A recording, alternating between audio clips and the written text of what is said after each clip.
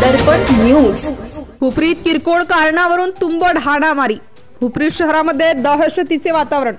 हुपरी येथील शिवाजीनगर परिसरामधील वर्दळीच्या ठिकाणी पंचमुखी गणेश मंदिर परिसरामध्ये एका तरुणाच्या टोळक्याने एका तरुणाला चौकातून जात असताना मारायला सुरुवात केली। एखाद्या चित्रपटाला साजेशी अशी हाणामारी भर चौकात चालू होती। भीतीने मार खाणारा तरुण जीवाच्या आकांताने ओरडत पळत सुटला। त्याला हुडकण्यासाठी त्याच्या पाठीमागे हे तरुणही पळत सुटले व पुन्हा दुसऱ्या तरुणाला लाथाबुक्क्यांनी व लाकडी दांडक्याने मारहाण केली। अचानकपणे घडलेल्या या प्रकाराने नागरिक मात्र भयभीत झाले होते, परंतु हे तरुण पुण्यातील कोयत्या गँगची जशी दहशत पसरत चालली असून खुलेआम जसे एखाद्याला मारायला मागे पुढे पाहत नाहीत, तसेच हे तरुण आम्हाला कोणी काही करू शकत नाही या आविर्भावात तरुणाला मारण्यासाठी हातात दांडके पट्ट्या काठ्या घेऊन मारत होते।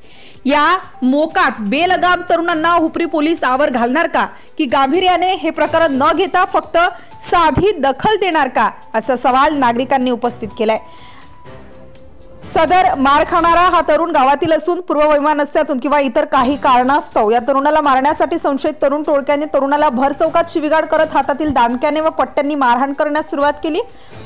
सदर सर्व तरुण हे हुपरी शहरातील असून मुळशी पॅटर्न चित्रपटामध्ये दाखवलेल्या थरारक सीन प्रमाणे हे तरुण त्या तरुणाला पाठलाग करून मारहाण करीत होते।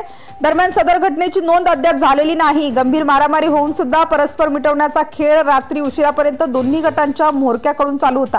हातात काठ्या दांडकी गज घेऊन दहशत निर्माण करणाऱ्या टोळक्यावर कारवाई करण्याचे सोडून मिटवण्याचा गंभीर प्रकार पोलीस स्टेशनमध्ये चालू असल्याने जनतेमध्ये आश्चर्य व्यक्त केले जात आहे।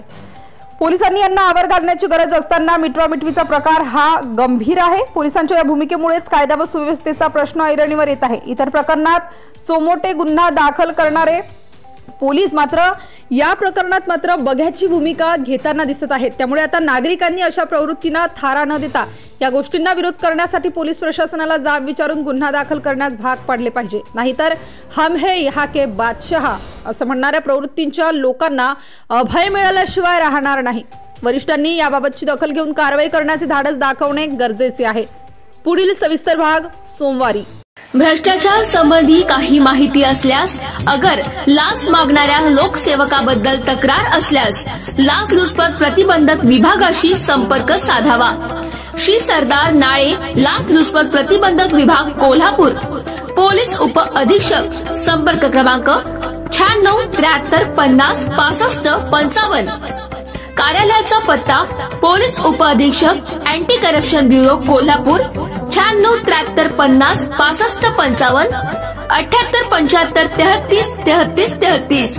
कार्यालयीन दूरध्वनी क्रमांक 0231 25 40 98 9।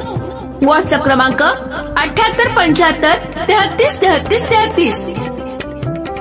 निशुल्क फोन क्रमांक 1064। Email dysp@kolhapur@gmail.com।